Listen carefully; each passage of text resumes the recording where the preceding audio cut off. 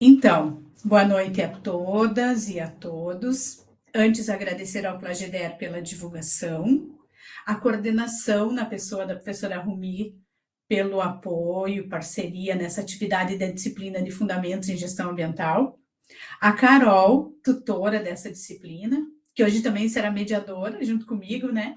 Aos estudantes que se fizeram presentes e aos demais que nos assistirão de forma gravada.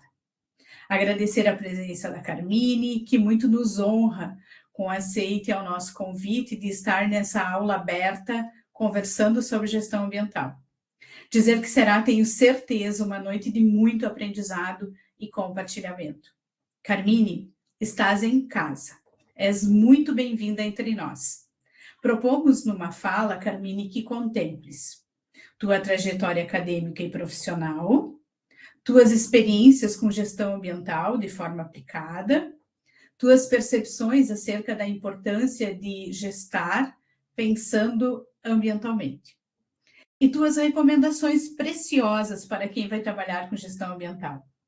A aula é tua. Bem grata por isso. Muito, muito, muito, muito obrigada. Nossa, estou muito feliz.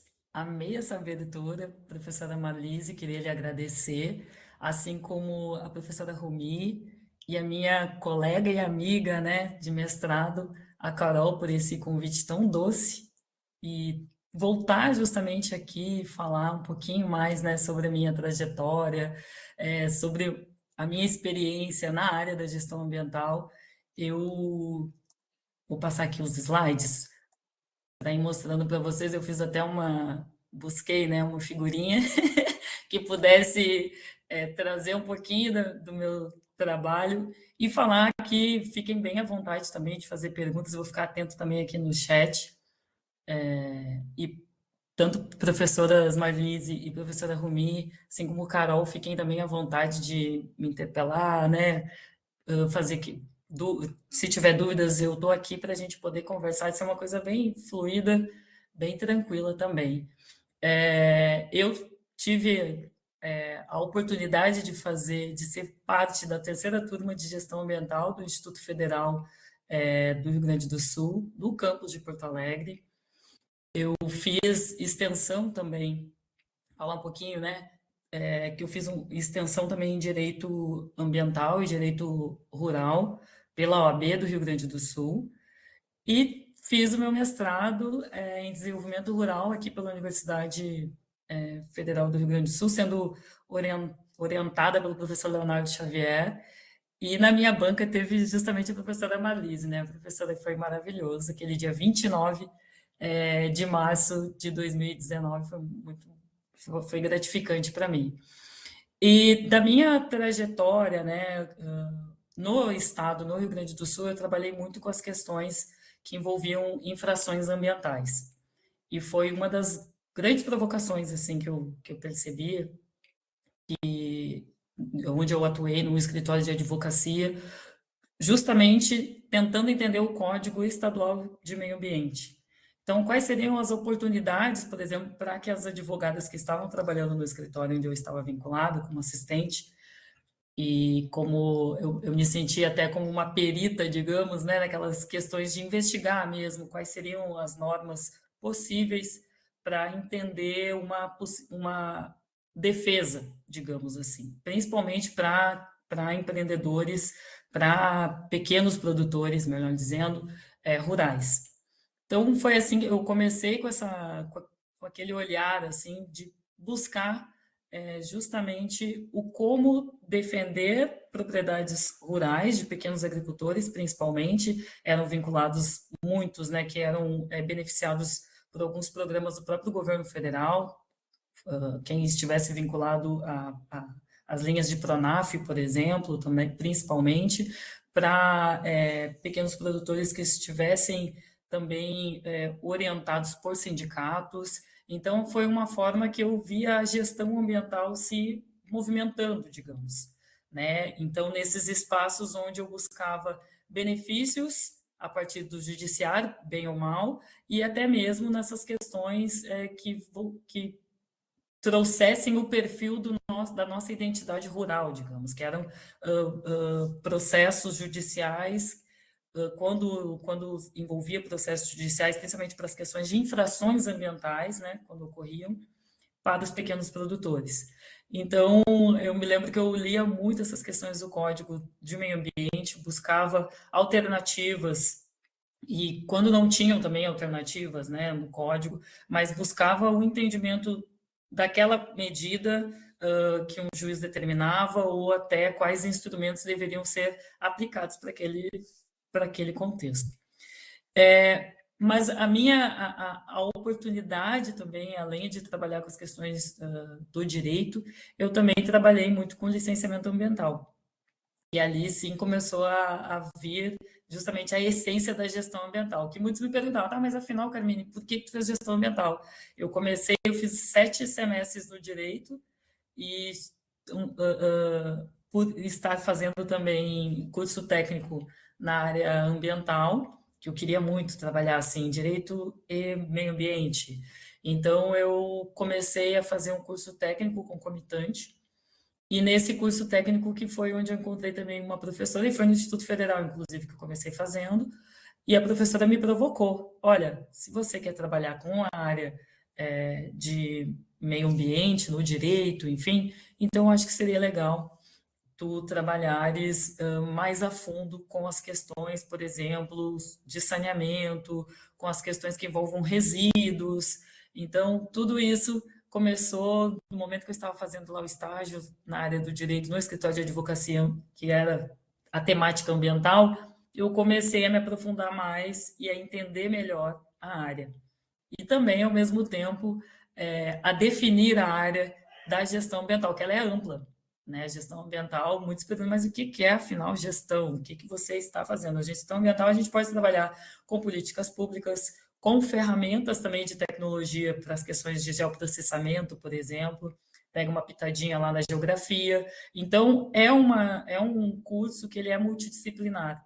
E ele acaba sendo, né, por ser multidisciplinar, ou melhor, transversal, ele acaba envolvendo muitas áreas, muitos núcleos, né, e temáticas que envolvem a questão do meio físico, do meio antrópico, né, das questões sociais, da relação da sociedade com a natureza, e também com as questões todas biológicas, químicas, enfim, todo esse contexto. Então, e eu me encontrava como aquelas questões assim, gestão ambiental dentro das profissões, para mim, é a profissão mais geminiana que existe, porque a gente pode trabalhar realmente com muitos, a gente pode se ancorar e estar em muitos espaços, né? E por isso, de estar em muitos espaços, logo que eu terminei o meu mestrado em desenvolvimento rural, eu fui convidada, e foi muito especial aquele convite, que a época estava a pessoa, a Alessandra Matti, ela estava fazendo doutorado, pós-doutorado, inclusive, a lei, no PGDR, e nós trabalhamos num projeto que era financiado, enfim, por uma instituição, que ele era, na verdade, liderado por uma instituição que fica em Brasília. E essa instituição que fica em Brasília, ela queria entender o espaço rural do bioma, né, com o bioma, mesclando as ações, mas para o bioma Pampa. Era Mata Atlântica e bioma Pampa. Então a gente atuou, né, eu me lembro que eu atuei conjuntamente na equipe com a Alessandra, e foi muito especial que nessa oportunidade eu atuava com que a gente chamava de benefícios coletivos. E desses benefícios coletivos eu tinha que entender de finanças. Eu tinha que habilitar produtores rurais para alcançarem cartas de crédito. Ou seja, eu saí daquela questão de infrações ambientais, entendimento do contexto natural, como era em termos de natureza e o tratamento das famílias, né, produtoras do interior, com as questões que eles precisavam, por exemplo, de aprimoramento para as suas atividades elas seguirem não só em termos de cuidados, né, da tutela jurídica, mas também com as questões da preservação em si. Então, nesse trabalho que a gente desenvolveu, eu estava como analista, né, da área ambiental e, em razão do desenvolvimento do trabalho, eu fui convidada. Aí foi aquelas questões assim de ir buscando as oportunidades dentro da profissão, nesse caso, né?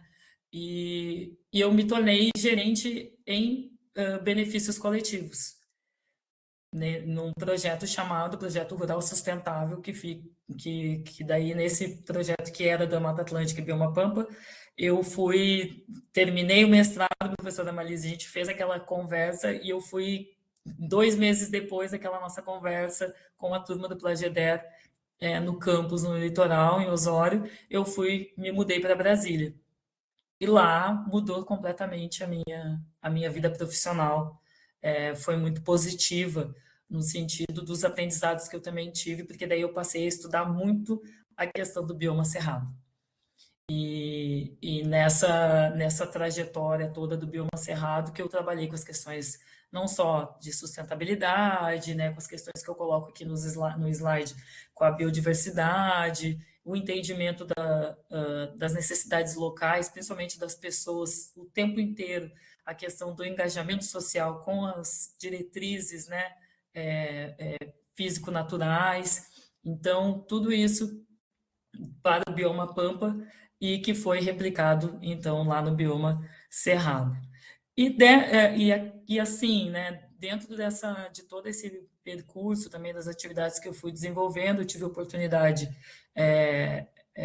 também na área da docência, não só por causa do mestrado, mas também veio a oportunidade, né, de ser professora no Instituto Federal, no campus de Bento Gonçalves, isso há 2 anos atrás, foi maravilhoso também enquanto professora substituta.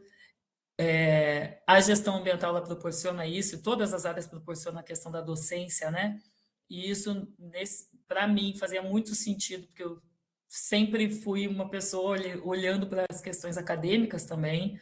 Então, esse fator da pesquisa, dessa questão da qualificação, do aprimoramento, é algo que o gestor ambiental ele é muito cobrado, né? Todas as profissões são cobradas, né, gente? Mas aqui eu vou ficar naquela coisa bem bairrista dessa questão da profissão da gestão ambiental. Então, a atuação com essa questão de conservação, da preservação, de olhar para o código, de olhar para as políticas, para os instrumentos todos que nós temos para acompanhamento das prerrogativas de uma política nacional de meio ambiente, na política de resíduos sólidos, por exemplo. Então, tudo isso é algo que é muito cobrado, né? E a gente precisa estar nesse debate, a gente precisa cobrar em termos de o que nós temos de ações para regulação, né? Que vai além do que é estabelecido, por exemplo, né? No próprio Ministério do Meio Ambiente e Mudança do Clima. Então, quais outros desdobramentos a gente pode trazer em cima disso, né? Aqui nesse mesmo slide eu trago justamente a questão o qual eu me encontro hoje. Eu atuo como especialista em política climática subnacional e também com as questões de Congresso Nacional.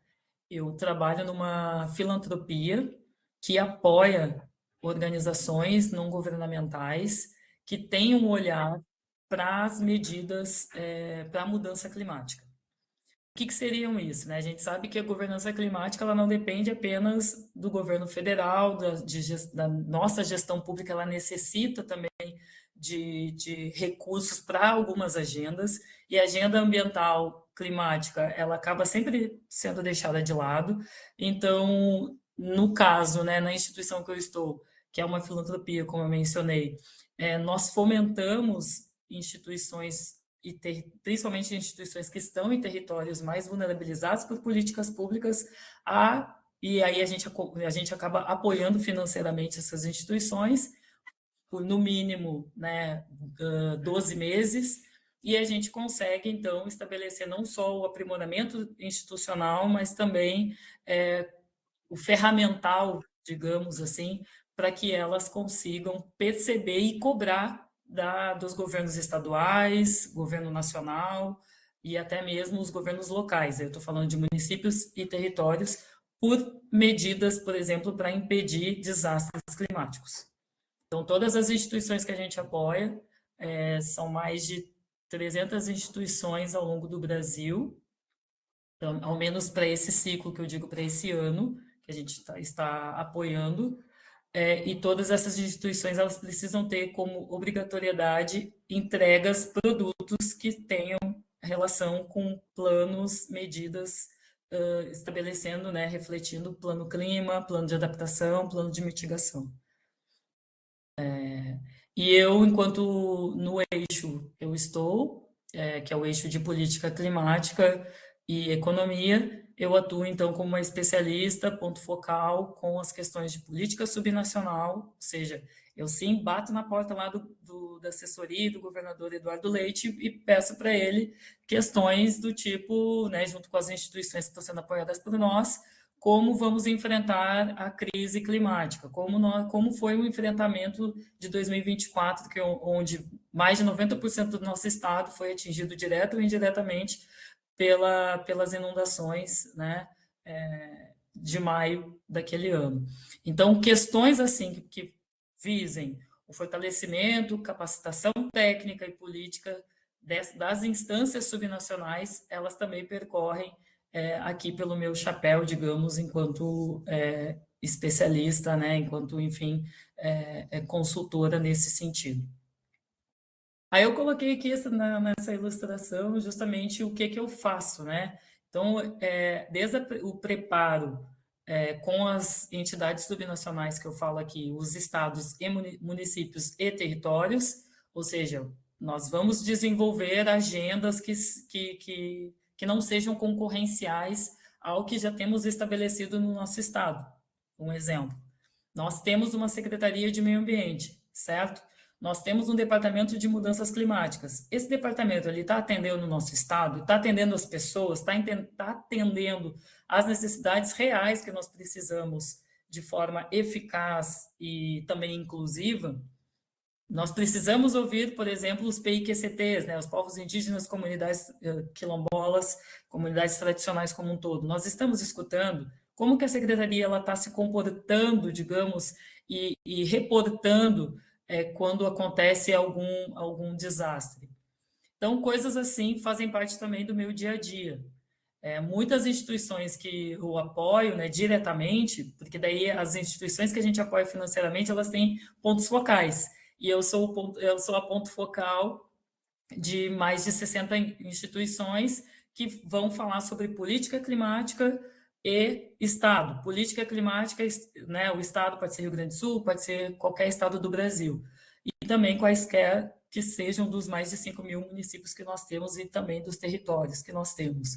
Então, todas as medidas que seriam para aprimorar e garantir que a gente tenha não só a qualidade de vida, mas que tenha a fruição natural dos nossos bens difusos, né, da natureza em harmonia conosco, são questões que fazem parte também, enquanto devolutiva, enquanto resultado também do nosso aporte, né, de recursos que a gente vai repassando para as instituições.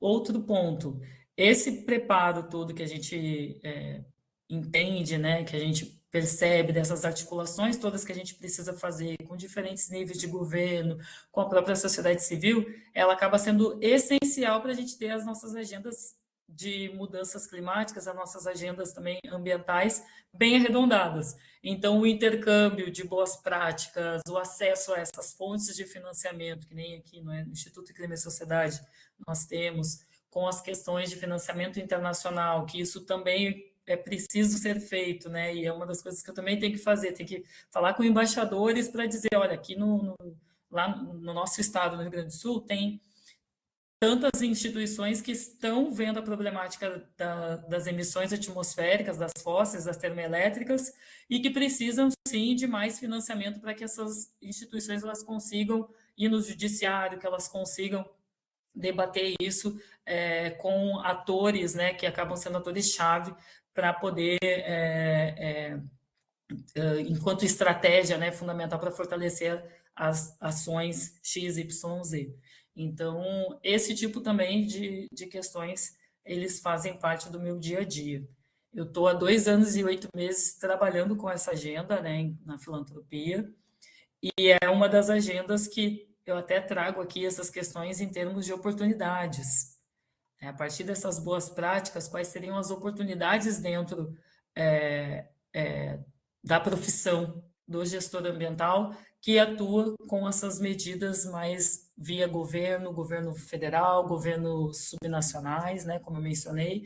Então, a atuação ela acaba trazendo essas questões aqui, por exemplo, né, do Plano Clima, as questões de adaptação e mitigação. Nós tivemos recentemente o lançamento do Plano Clima e instituições que são apoiadas aqui por nós, né, elas acabaram também provocando e trazendo alguns insumos para a questão de adaptação, principalmente as instituições que são apoiadas por nós estão aqui no Rio Grande do Sul, e as questões de mitigação da mesma forma. Então, a gente tem diferentes setores e dentro desses setores a gente conseguiu conversar, debater com o governo federal, com o Ministério do Meio Ambiente e Mudança do Clima, quais seriam os pontos, as prioridades para a gente debater. Questão de transição justa, a mesma coisa. O engajamento territorial é sempre necessário em razão da questão da sociedade estar vinculando, né, muitas das medidas para preservação. E aí a gente está falando também, faz os recortes, né? Não só da questão da Amazônia, a questão da biodiversidade, a questão da agricultura. Agora a gente está debatendo muitas questões de minerais críticos, né? A questão da exploração na foz da Amazônia. São questões que não deixam de estar no debate, precisa ser cada vez mais discutido. E aí ela é aquela coisa, gestão ambiental total, né? Transversalidade. Vamos falar de políticas, vamos falar de regulação, vamos sim fazer advocacy, que é aquela coisa de vamos conversar com tais deputados, tais vereadores, tais governadores, consórcios, colegiados, que abordem a questão do tema de minerais, como eu falei. Então, e essas articulações, elas precisam, o fechamento delas, digamos disso, é justamente quais compromissos nós vamos tirar disso tudo para implementação. Energias renováveis também, né, são oportunidades para debate, assim como a própria gestão pública por si só. Dados climáticos, aí os dados climáticos eu estou falando não só em termos de quais seriam, né, os indicadores que vão nos revelar, digamos, vai ter ou não a inundação, aquele desastre, sempre perguntam, né, para quem atua na área climática e chega assim, olha, vai ter ou não aquilo que aconteceu em 2024 de novo aqui no Rio Grande do Sul? Agora, ontem quando eu cheguei aqui no Rio Grande do Sul, os meus familiares mesmo perguntando, nossa, parece que vai ter de novo, né, aquilo. Então, esse tipo os dados climáticos, a gente está a todo momento com instituições acadêmicas sendo apoiadas para a gente poder ter lisura nas informações, para a gente poder ter justamente o entendimento e até em termos de didática mesmo, para encaminhar essas informações da melhor maneira possível, né? Geoprocessamento também, que acaba envolvendo justamente os territórios, né, os espaços geográficos onde eles estão e também quais são as formas para a gente manter, né, aqueles espaços de maneira a garantir a nossa harmonia, a nossa qualidade de vida naqueles espaços. A questão de regulação e direito climático, como eu já tinha mencionado, isso não tem como a gente não pensar em termos de oportunidades mesmo. E financiamento climático, isso está batendo demais agora na área, em razão da própria COP, né, a COP30, da Conferência das Partes, que foi esse grande debate, que acontece anualmente, que envolve mais de 153 membros, mais de 153 países debatendo o Acordo de Paris. E, claro, outros desdobramentos, outras ferramentas, outros instrumentos que acabam sendo norteadores para a questão da agenda climática.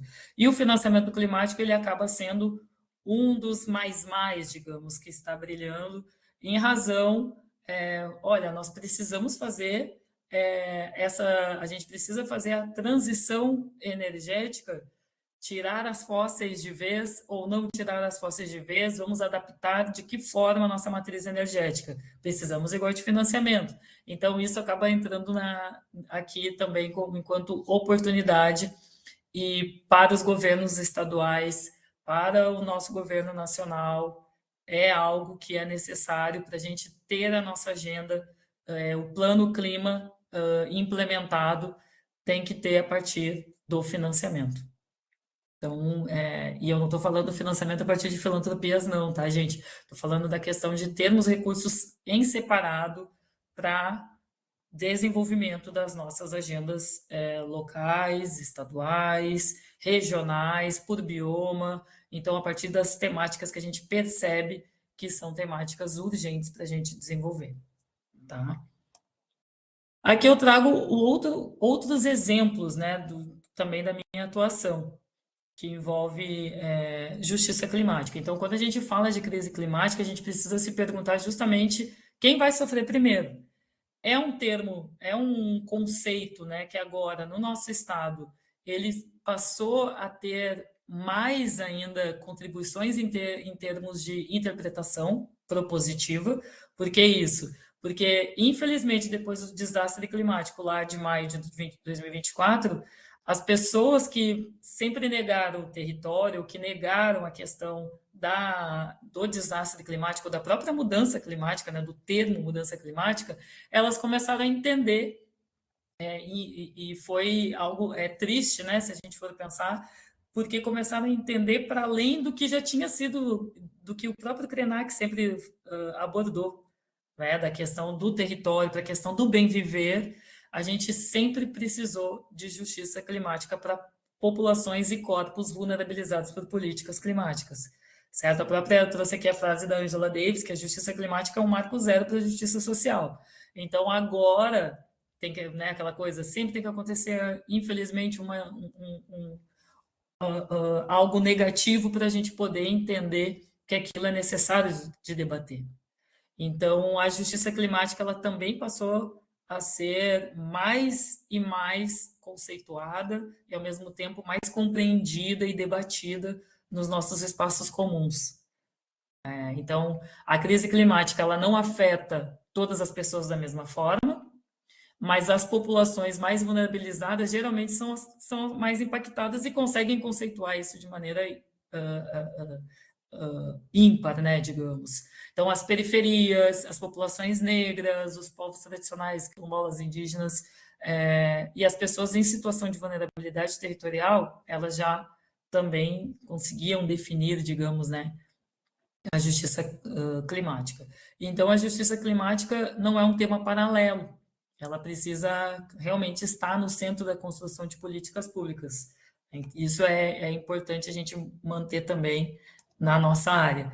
Outra coisa que eu trouxe aqui, né, que é justamente dentro pensando nas oportunidades e pensando da própria atuação, né, e os passos, eu trago aqui só os passos, né, o que eu chamo os passos basilares para as políticas públicas climáticas, que é justamente assim, a gente, para ter a consolidação de quaisquer das medidas que a gente vai construir a partir das questões da atuação do gestor ambiental, a gente precisa ter uma mobilização e engajamento, a gente precisa ter informações que sejam acessíveis, né, justamente evidenciar em observatórios, eu trago aqui observatórios climáticos que nós temos, planos e programas também, que abordam essa agenda, assim como pontos estratégicos, né? Daí tem todo um arcabouço político e o Brasil, nós temos uma infinidade de normas e muitos instrumentos e todos, assim, boa parte dos instrumentos são replicados fora do Brasil,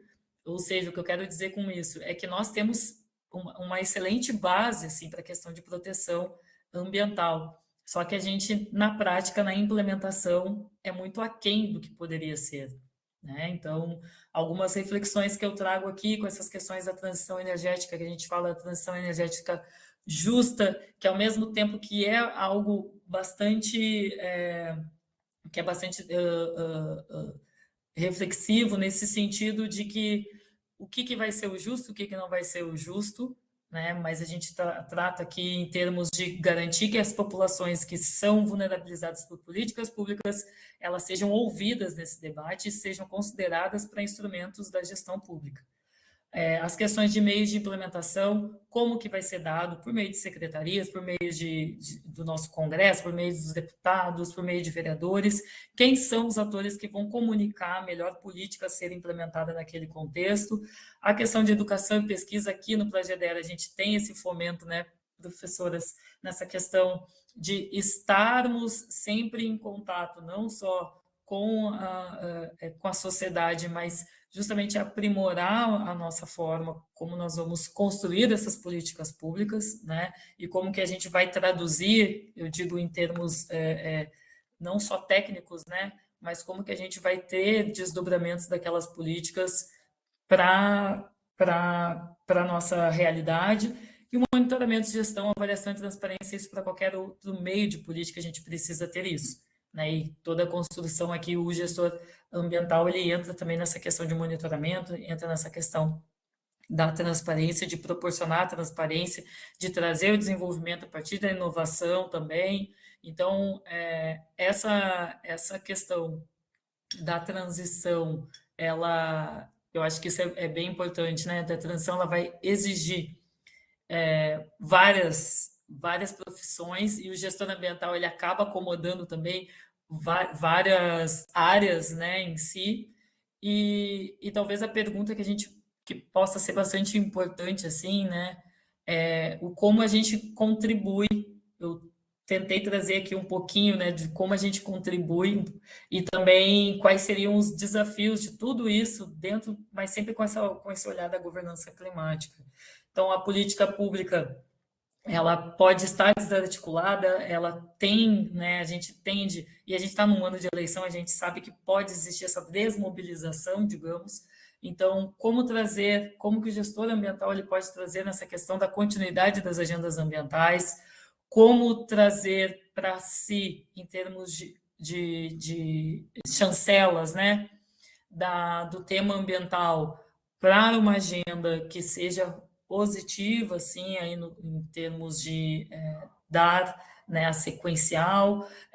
Temos alguns procedimentos que são regulatórios e que são necessários para a gente poder, que a gente consegue absorver e ser bastante construtivo nesse sentido, né, junto da sociedade civil, e também a gente traz, como eu falei, do plano clima, essa continuidade da questão de setorial, sociedade civil, e temos a iniciativa privada também, que faz parte de todo esse viés. O gestor ambiental, ele vai sempre nos trazer, a gente sempre vai lembrar muito da questão das ISOs, né? E isso é algo que também a gente a gente consegue trazer aqui para o nosso dia a dia quando a gente fala da iniciativa privada.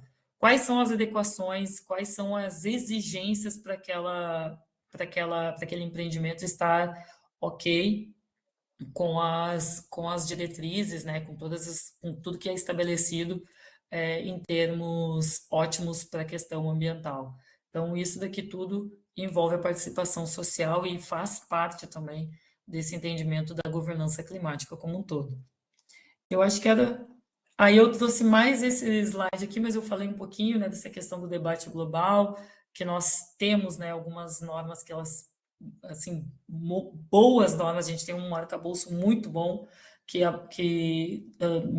né, que envolve as questões ambientais, para a questão do próprio artigo 225 do nosso código, ele vai trazer isso para nós, né? Então, todo esse percurso, né, para a manutenção das nossas vidas, para a questão justamente de entendimento dos impactos em diferentes setores, diferentes níveis de governo, para garantir um esforço, digamos, coordenado, né, que possibilite em termos de políticas públicas, algo que nos alcance e que a gente se conecte, né? Que seja verossímil aquelas necessidades que nós temos, as nossas prioridades também.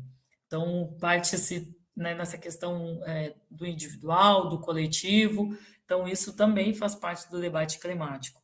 Aí eu trago aqui algumas das agendas, né, da questão da COP30, que a gente teve esse ano, nós tivemos diferentes enviados da COP30 que fizeram uma série de conversas e trocas e partilharam justamente dessa ansiedade, né, da gente ter um arcabouço mais adequado, né, para a realidade do Brasil. Então, foi muito importante no momento que a COP ela foi realizada em Belém do Pará, mostrando não só o bioma amazônico, mas também o contexto do Brasil em termos de gênero, em termos territoriais, eu estou falando da questão racial, das questões que envolvem qual é a nossa matriz energética, então, as fragilidades que nós temos e as fortalezas que nós também temos. Então, isso foi muito debatido na própria COP30,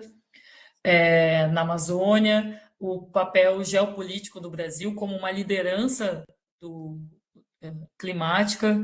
Então, no momento que a gente teve, né, e temos ainda o Ministério do Meio Ambiente e Mudança do Clima, isso mudou completamente, né? Foi a primeira vez que foi dado esse título a um ministério com mudança do clima, isso já mostrou uma outra forma de abordarmos, né, os conceitos de mudança climática e de desenvolvimento ambiental.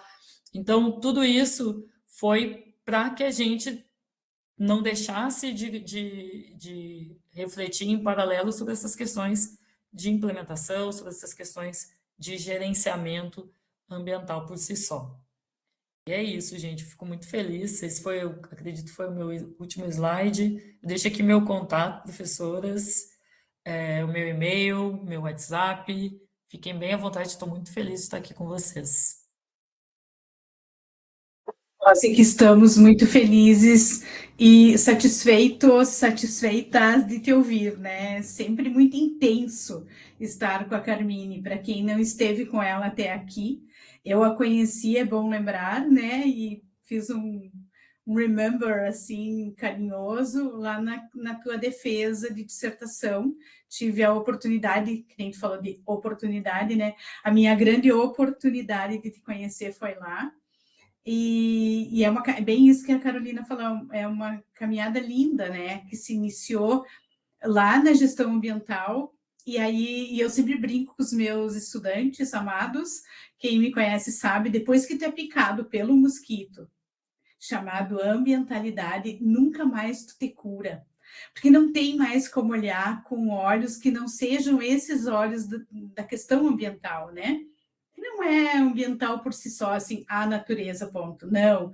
É uma quantidade gigante de outros olhares que tem a ver com a sociedade, que tem a ver com as questões de gênero, como tu bem falou, com os territórios, com aqueles que moram no território, né, dos vulneráveis, das formas de escolha do que a gente vai querer para viver, para bien viver, né, para viver melhor, para todos vivermos, né? Todos os seres e todas as espécies de qualquer representação de vida. Então, assim, a minha oportunidade se iniciou lá. Quero te agradecer por ter a oportunidade de novo, né, de te reencontrar. É sempre muito bom. Eu vou abrir já de pronto para os estudantes e para a Carol, né? Se quiserem intervir, ó, tem o Tiago dizendo que é uma excelente apresentação.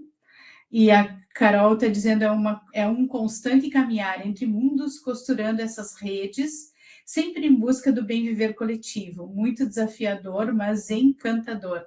É isso aí. Carol escrevendo lindamente, hein? Quer falar, Tiago, ao invés de escrever? Tu consegue? Teu microfone abre? Ou Carol, queres dizer algo? Temos muitas leis ambientais, diz o Tiago, mas infelizmente poucas políticas públicas a médio e longo prazo devido às alterações de governos. Queres fazer um comentário sobre isso, Carmine, para a gente abrir os debates? Sim, sim. Primeiro, obrigada, Carol, obrigada, professora Malise, e obrigada, Tiago.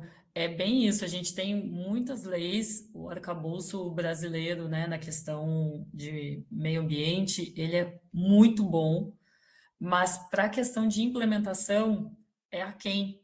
Ele ainda precisamos, né, não só dessa questão da continuidade, né, a cada 4 anos muda. Por que que engavetam determinadas normas? Por que que alguns instrumentos a gente deixa de lado, adormecido? Então, a ideia é justamente que a gente fortaleça, por exemplo, a gente tem algumas instituições que a gente apoia, Tiago, que a gente está, nesse ano, principalmente que é ano de eleição, que é mais sensível, a gente está buscando instituições que estão capacitando instituições públicas, do tipo, vamos capacitar servidores públicos sobre a questão de meio ambiente e mudança climática. Então, a gente tem 60% da nossa carteira de projetos em apoio, né, pelo Instituto Clima e Sociedade, 60% estão olhando para a questão de aprimoramento das narrativas, para a gente não adormecer o debate.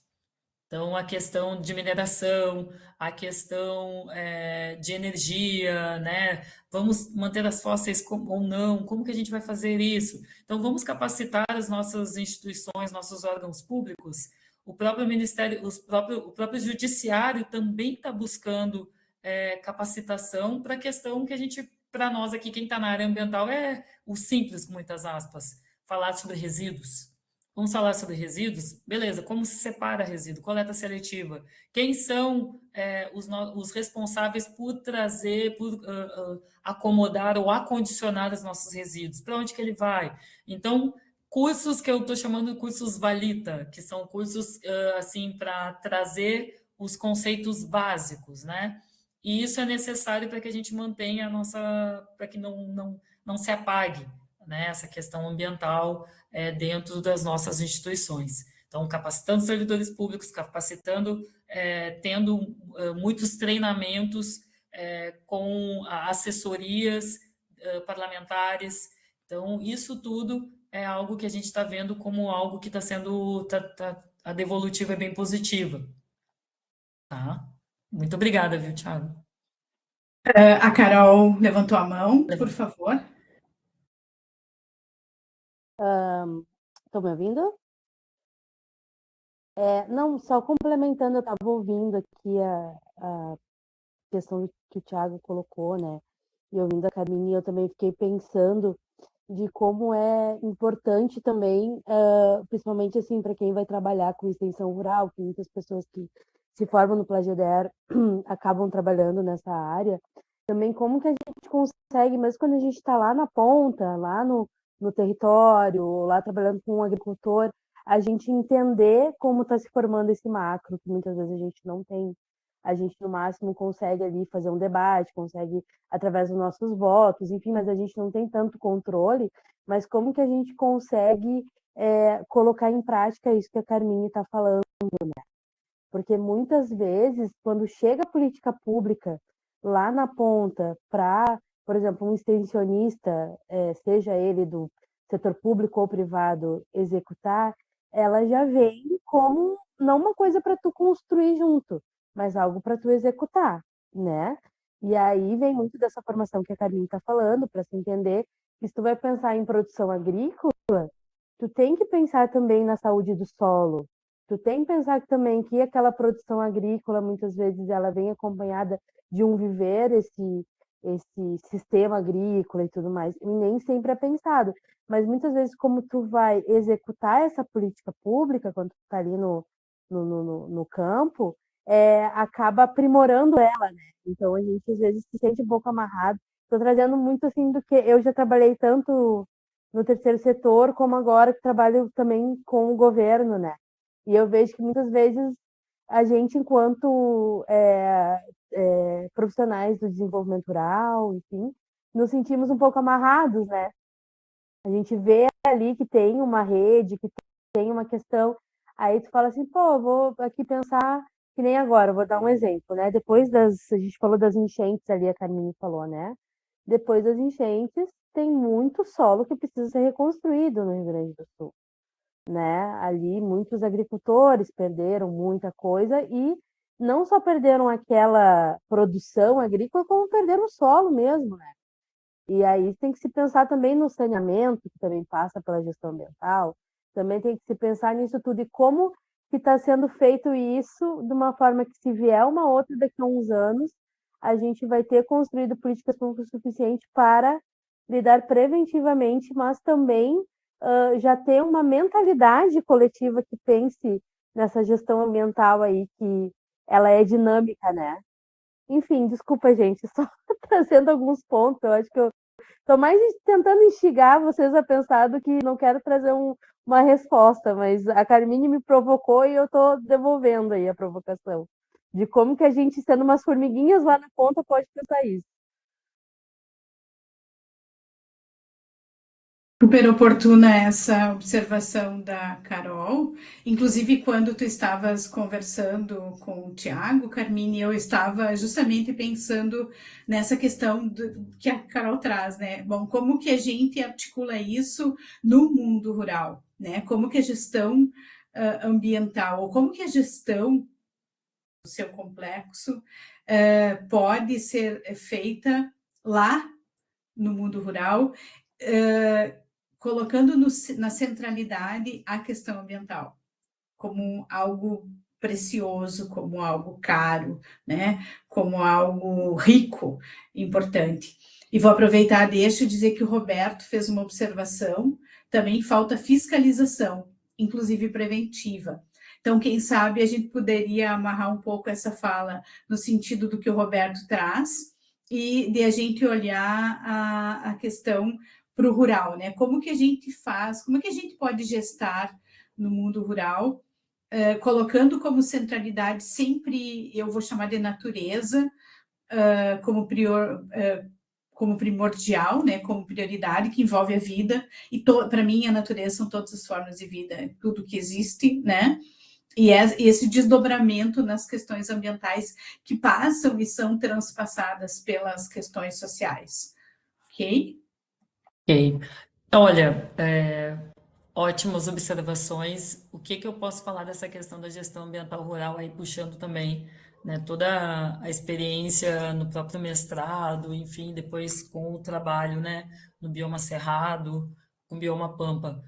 A gestão ambiental rural, ela tem esse papel central, né, no enfrentamento das mudanças climáticas, por exemplo, né? Então, especialmente porque o espaço rural, ele vai conectar e vai concentrar diferentes atividades que estão ligadas diretamente ao uso da terra, à questão da produção de alimentos, os nossos recursos hídricos e a própria conservação ambiental, que eu falei ali ao longo da apresentação, preservação, conservação, né? Então, a expansão agrícola, por exemplo, sem o planejamento, o desmatamento, né? Então, toda essa questão, assim, o uso inadequado, por exemplo, do solo, vai contribuir para o aumento das emissões de gás de efeito estufa.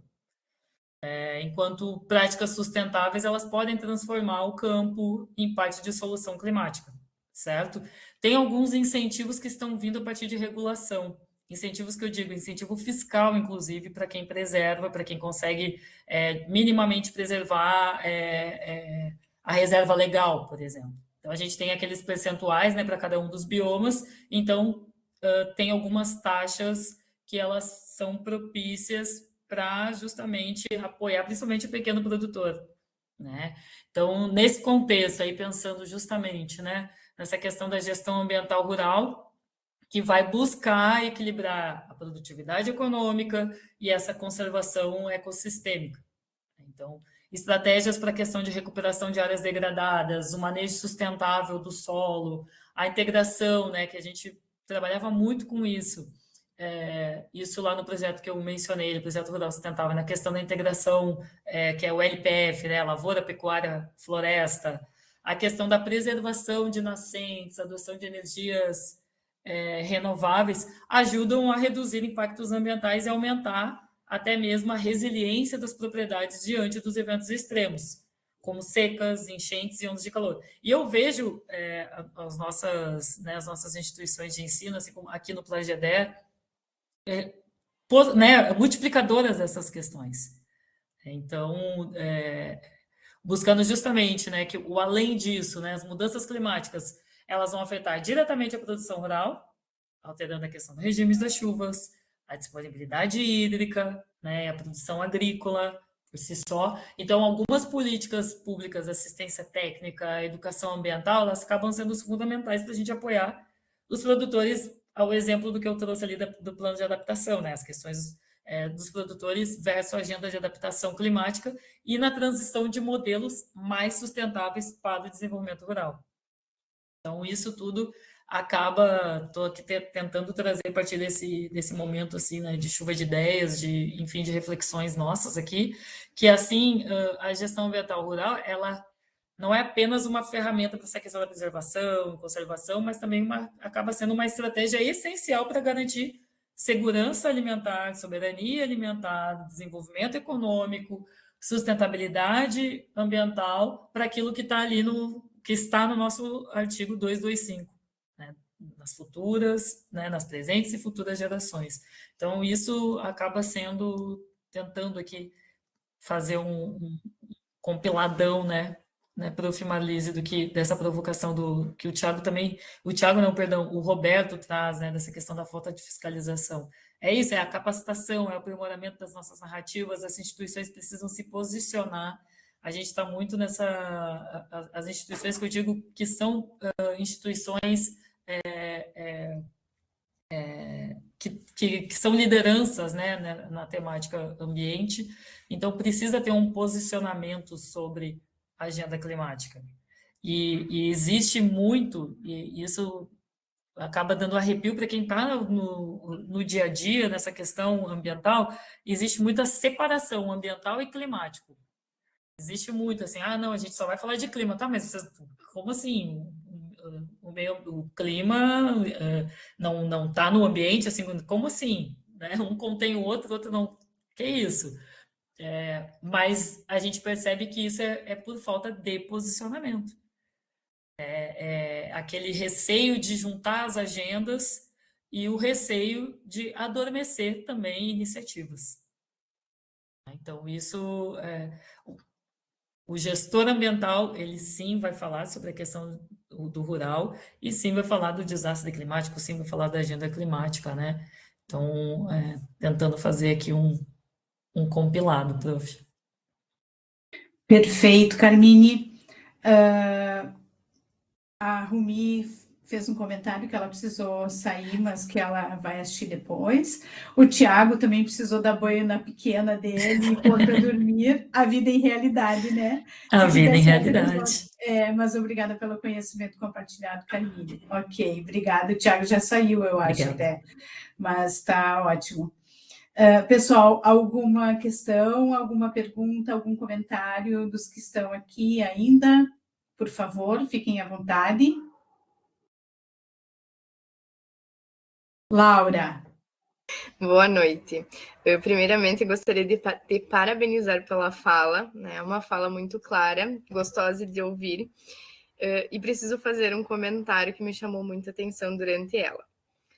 As pessoas, né, te enxergam e te perguntam, né, o que você pensa, o que você sabe sobre o que vai acontecer, se realmente vai acontecer, se isso é verdade.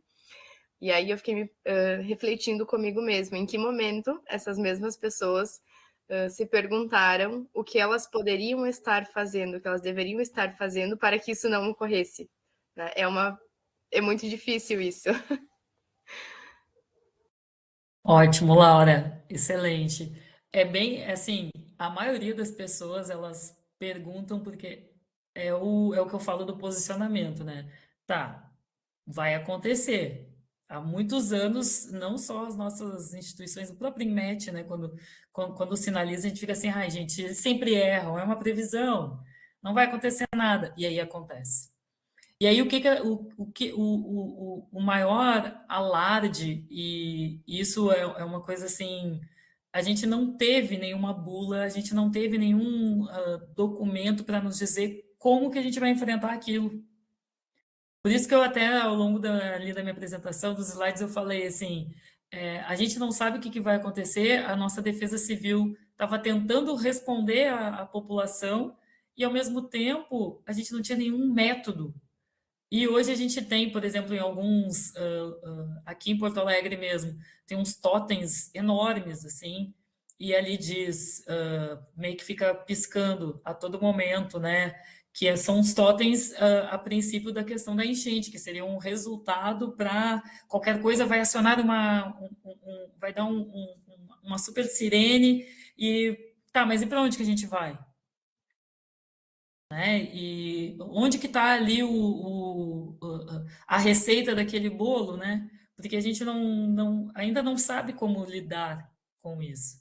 Mas é isso, as pessoas que perguntam, geralmente são pessoas, boa parte, né? São pessoas que não estão fazendo muito para mudar e ao mesmo tempo estão um pouco mais acomodadas, digamos, que elas esperam realmente. E a gente espera, enquanto cidadão, a gente espera que o governo nos dê resposta, né? A gente fica assim, não, vai ter um momento que eles vão falar aqui para nós, só que não falam, daí instalam alguns totens sem o mínimo da comunicação.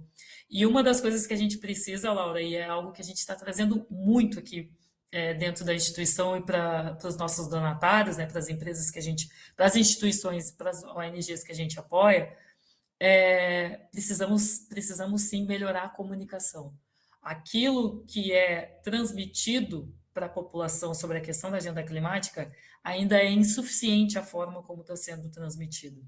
A gente precisa ter mais carinho quando a gente está falando, né, nesse sentido, quando a gente está falando sobre o desastre climático.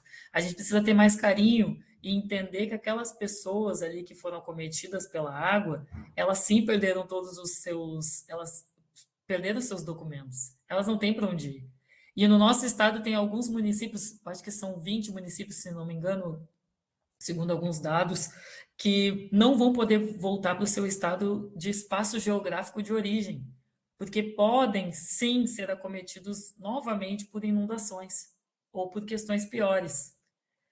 Então, tem tudo isso, né? E um outro ponto, falando agora de inundação, que a gente precisa, né, dessa questão de melhorar a nossa comunicação, melhorar a forma como a gente traz as mensagens, porque é uma forma de, não só de sensibilizar, né, mas de replicar aquela informação de uma forma, assim, ó, inteligível, né? De uma forma que, olha, todos nós estamos abordando, estamos nos comunicando, estamos entendendo o que vai acontecer e a gente vai conseguir, a partir desse entendimento, a gente vai conseguir trazer medidas salutares para aquilo, mas é a comunicação, né? A comunicação vai trazer um bom posicionamento.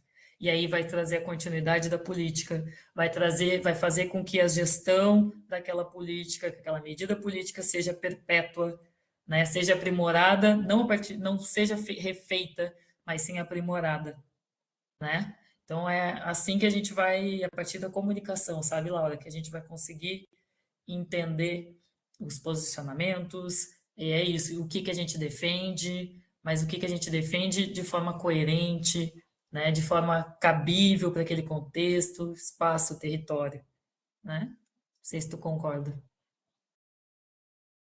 Concordo plenamente com a tua colocação. E, né, tem toda essa questão também, e a questão das próprias pessoas que estão nesses espaços, né, o que elas podem fazer no seu dia a dia, que também vai dar condições melhores, né, quando algo ocorrer. E realmente a questão da comunicação, ela tá bem difícil, né? Eu percebo aqui, eu moro em 3 de Maio, né? Estou bastante distante da capital, mas ainda assim, né, nós temos bairros e locais em que tem uma questão toda que precisa ser trabalhada e a comunicação ela é bem precária, né? Não tem assim uma palavra certa para te explicar como é, mas ela deveria realmente ocorrer de uma forma mais clara e objetiva. É assim e ponto, né? Mas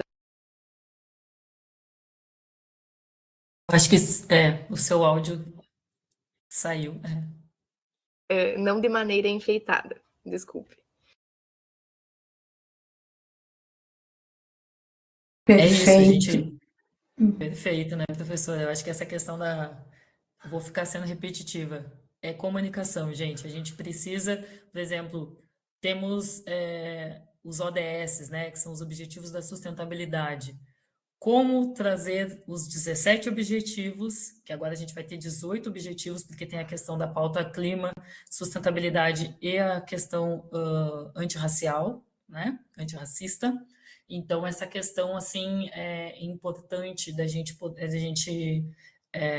entender o que cada um daqueles 18 objetivos estão abordando, afinal.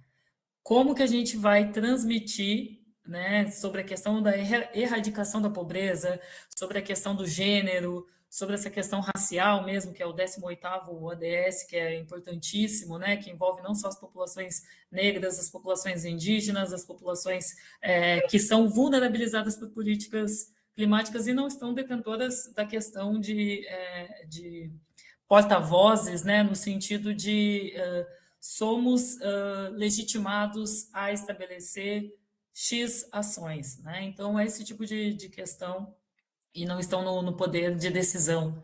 Então, a comunicação ela é fundamental. E a comunicação e didática, a gente está aqui no ambiente acadêmico e é isso, a gente precisa de metodologias para informar, para não termos a nossa mensagem distorcida, né? Que é o que mais a gente vê. E é por isso também que, infelizmente, a área ambiental, né, todas as pessoas que estão ali voltadas à questão ambiental, elas, a gente é muito, somos vistas e vistos com aquela questão de, com termos muito pejorativos, vocês só ficam abraçando a árvore, vocês não fazem mais nada do que isso. E é isso que a gente faz? Não, né? A gente não faz isso, tão somente.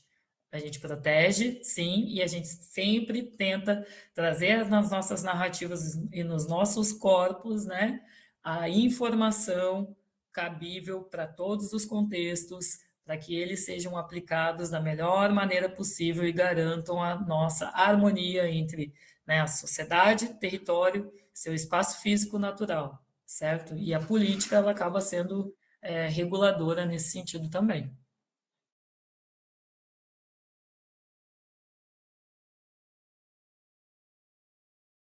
Mais alguma questão que tu queria comentar, Laura?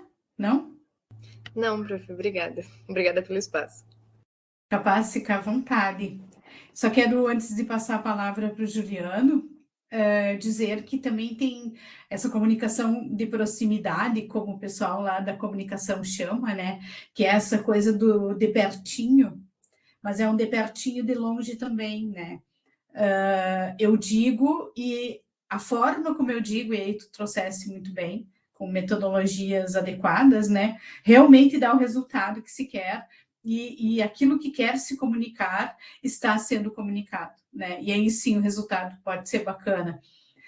Para além da comunicação, eu também sempre penso a importância de a gente fazer o nosso pequeno pedaço no nosso dia a dia, né? Então, assim, não tem uma fórmula, não tem uma pílula dourada, né? Não tem uma fórmula mágica, algo que vão jogar um pozinho e daí tudo vai ser resolvido, né? Não, a gente, enquanto habitantes desse planeta, no contexto universal, é que somos responsáveis, e quando eu falo gente, somos todos a espaço gentes, todas as gentes, né? Todos os seres vivos de todas as espécies fazendo a sua colaboração para o bem e para o mal, né? E nós humanos, nós, a sociedade humana, também temos esse papel e podemos fazer por condições talvez de racionalidade, não sei se a palavra é muito adequada, mas enfim, né, tem o questionamento sobre o que é ser racional, enfim, mas por racionalidade, vou repetir a partir de Weber, então, já que a gente está na academia, né, e não me arrepender de ter usado esse termo depois, a gente pode fazer, né, porque a gente tem consciência daquilo que a gente faz, não acho que os outros seres não tenham, é isso que me policio ao separar, né? Quero colocar todo mundo na mesma roda. Mas a gente pondera sobre o que faz. Tem esse discernimento. Então, a gente pode fazer diferente se a gente entendeu que da forma que fazia até então não funcionou, a gente pode mudar, né? E eu acho que esse agir no micro é fundamental. E eu vejo que agir no micro, no espaço rural, parece muito mais evidente, muito mais ele aparece mais, porque lá a vida se dá por conta do meio, de maneira direta, né? Eu corto as árvores, eu vou ter imediatamente um efeito daquela minha causa que vai gerar uma consequência que eu vou ver. Talvez nos meios mais urbanos a gente veja com respingos mais distantes, né? Ou em territorialidades desses territórios que parece não são nossas, né? E que não é verdade, mas talvez a gente só não perceba. Então, parece-me que tem essa questão primordial, né, do rural, dessa ação de gestar de forma ambientalmente projetada no mundo rural, de maneira a dar um bom resultado. Eu confio nisso, entendo que isso é possível, já vi várias experiências disso acontecendo e acho muito bacana, assim, muito, muito bacana. Juliano, enfim, tu podes falar. Ele já me pediu 2 vezes, eu baixei a mão. Contigo, Juliano.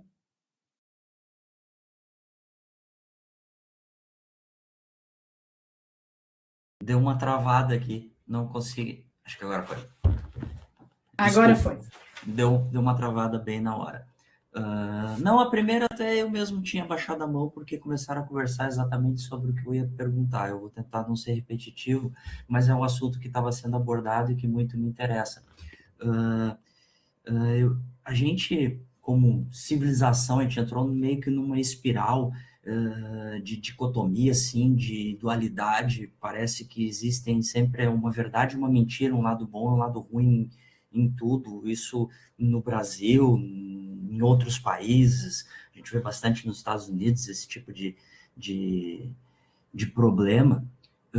E eu enxergo essa questão da comunicação como uma dificuldade da gente, enquanto pesquisador, enquanto cientista, se apresentar uma teoria científica, no caso, em relação ao clima, sem ser automaticamente taxado, carimbado por um viés, por uma posição, como se aquela informação que tu está passando tivesse necessariamente que ter um cunho ideológico partidário, que eu acho que deslegitima, de certa forma, aquilo que tu está tentando transmitir.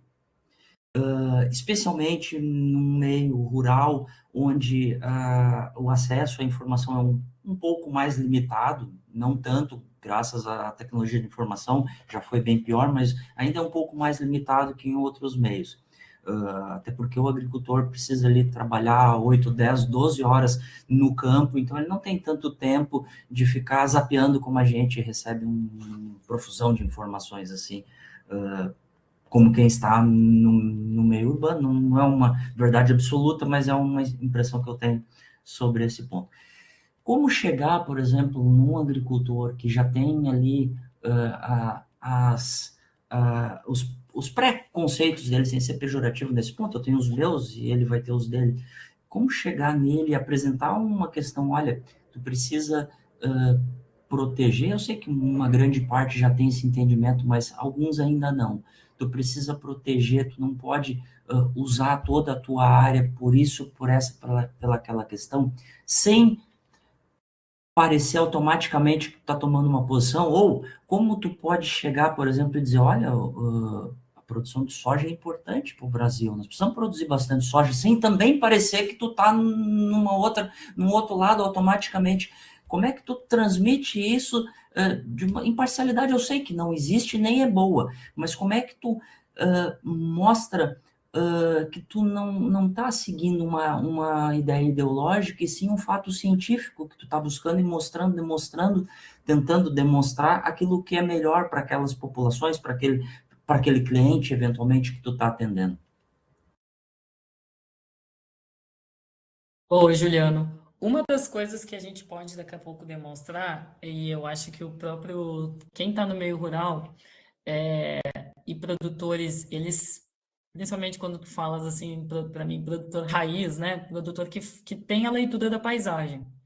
Esses produtores, eles já, ao menos, eles têm o reconhecimento de que alterações estão sendo percebidas, certo? Então, eu acho que a primeira coisa, isso já vi muito, tá? Eu trabalhei lá no início com as questões de licenciamento, com os produtores rurais, alguns dos produtores que a gente tinha que capacitar, na verdade, habilitar para a questão de crédito rural, né? Na instituição que eu estive vinculada lá em Brasília. Então, a gente fazia o seguinte: olha o seu entorno, né? Aquela coisa assim, perceba o seu entorno, e eles percebiam boa parte do que estava acontecendo, só que eles não conseguiam definir aquilo ali. Então, a gente, com as técnicas, a gente começou a demonstrar essa questão da integração lavoura, pecuária, floresta, a gente começou a demonstrar como que seria se tivesse adoção daquela, né, da questão da integração, e quando também não ocorresse a integração. Isso eu estou querendo trazer, assim, exemplos, né, levando para a realidade da produção rural, e aí, no caso, era uma realidade para o bioma cerrado, mas que a gente sabe que para o nosso bioma, para o nosso contexto aqui no estado do Rio Grande do Sul, não modifica tanto, né, nessa questão da carência por medidas que sejam essenciais para aquele espaço, tempo, contexto. Então, nenhum vai querer conviver com uma crise climática. Ninguém de nós aqui quer conviver com crise climática ou com crise do que seria o natural, do bem e fruição natural, né, dos nossos meios, certo? Então, não é o caminho a gente levar problema, mas é o caminho a gente demonstrar essa questão dessa provocação. Veja a paisagem. O que está acontecendo, né? A gente trabalha a gente entende que diferentes atores, aí eu estou dizendo diferentes pessoas, né, diferentes instituições, estruturas, estão olhando para aquela questão, mas a gente precisa, sim, eu te entendo também, a gente precisa de mais ferramentas, né? A gente tem ali aquela questão do arcabouço legal de regulação, mas a gente ainda precisa dessa sensibilização dentro, né, dos nossos espaços. A gente precisa dessa sensibilização com esses produtores rurais e, ao mesmo tempo, a gente tem um outro grande gargalo, né? Que vocês, e eu sei que isso é muito debatido, dessa questão da própria sucessão familiar, né? Então, a demonstração por instrumentos que vão além do que nós temos, não só em medidas de regulação, mas também em pessoal, na nossa capacitação pessoal, na nossa questão de permanência no nosso território, e a permanência do território ela vai de encontro com essas questões que envolvem justamente o entendimento daquele espaço. Não sei se eu estou divagando aqui, mas eu percebo que a gente acaba entrando novamente com aquela pergunta que a Laura trouxe, né, dos posicionamentos, que acaba culminando na questão dos posicionamentos. É comunicação. A gente segue com essa grande necessidade de comunicação, demonstrar que determinadas posturas, elas precisam evitar impasses, principalmente quando a gente está falando da questão ambiental.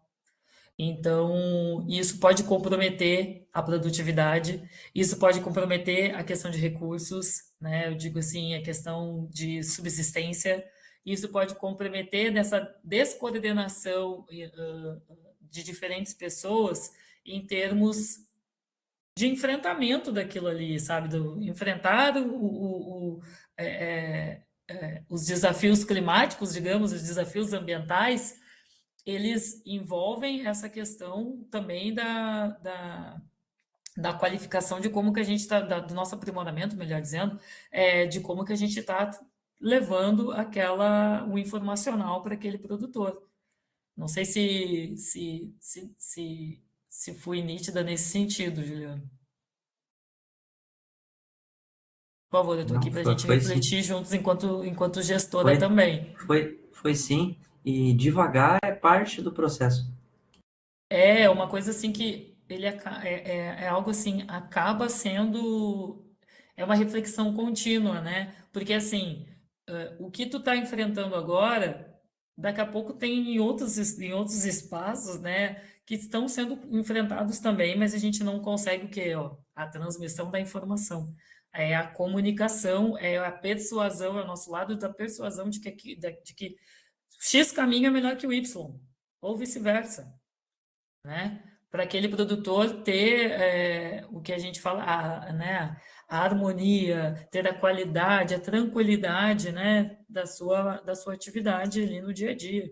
Então, esse tipo de questão cai novamente, não só na questão de comunicação, não só no que a gente conceitua de resiliência, né? A gente não tem como dizer isso para um produtor, não, fica tranquilo que na próxima safra vai ser melhor. Então, esse tipo de coisa muitos não aceitam, né? E a gente, aí vem essa questão dos outros insumos para deixar aquela produção, não, eu não aceito que a minha produção só vai vir boa na próxima, não tem isso. E aí vem tudo de novo, a questão, nossa, mudança climática. Olha, está acontecendo isso, a paisagem mudou. Então, a gente vai ter que utilizar outras ferramentas aqui para a gente poder se adequar, se adaptar à paisagem que mudou. Então, esse tipo de coisa faz parte do gestor ambiental, faz parte de nós aqui, enquanto bacharéis em desenvolvimento rural. Também. Obrigado. Imagina, Juliano. Então, a Ariane falou na fala que tu estavas, né, na resposta que tu estavas dando ao Juliano, mostrar a realidade vivida, né? E a Carolina falou, exato. Tu queres fazer um comentário, Carol? Não, eu me senti bem contemplada pela fala da Carmine. Estava quietinha aqui ouvindo, porque eu achei ótimo. É claro que esse assunto é bem complexo, acho que nós ficaríamos até amanhã, né, gurias? Espero que a gente possa, talvez em algum momento, a gente poder fazer esse debate ao vivo também, vai ser ótimo. Mas eu queria aproveitar a deixa, prof, só para agradecer, que é muito bom. E assim, a Carmine, a gente foi colega lá em 2017, então é tão bonito ver, olha onde essa mulher maravilhosa está chegando, né? Obrigada, amiga, muito bom te ouvir. Eu agradeço esse convite maravilhoso, a gente poder refletir. E eu estou feliz que eu estou aqui no Rio Grande do Sul, igual falando num curso que eu adoro, admiro demais, né? E sempre vou compartilhar assim e espero aprender cada vez mais também com vocês aqui. Maravilhoso, gente. Então, aproveitando esse tom de despedida, né? Agradecer mais uma vez a Carmine, a todos vocês que permaneceram até aqui, aos que não puderam estar, mas que vão nos assistir, né? Daqui a pouquinho, em outro momento.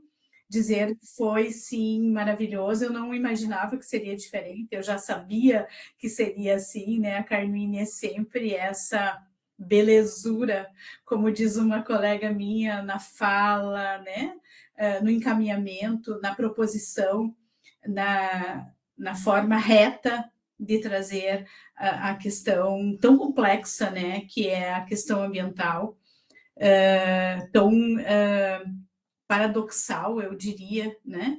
De a gente lidar. Então, a Carolina está agradecendo a presença. Isso, a gente pode seguir o debate, perfeito. A Flávia também está agradecendo, foi excelente, né, pessoal? Também gostei muito, acertamos a mão, não tínhamos dúvida disso, né? Logo eu e a Carol falamos, tem que trazer a Carmine, né, para essa fala, tem que ser ela. Então, assim, muita gratidão a ti. Permaneça aqui no Rio Grande do Sul, esse estado que é teu, né? O tempo que achares que deve, e venha sempre a URGS, né? Ela é sua também, essa é a tua casa, como eu bem falei lá no começo, né? E és muito bem-vinda. Termino as palavras que iniciei e só agradecer, mesmo. Também amo Muito você. obrigada. Beijo, amei, gente. Excelente, Beijo, adorei beijo. demais. Obrigada pela oportunidade, professora Marlise, professora Rumi e Carol, minha amiga querida. Amei demais, gente. Prazer, pessoal. Prazer foi nosso. Um ótimo descanso a todos. A gente se encontra, então, em um outro momento, numa outra oportunidade. Beijo, beijo, beijo. Bom descanso. Tchau, tchau. Tchau, tchau, gente. Vou parar aqui a gravação.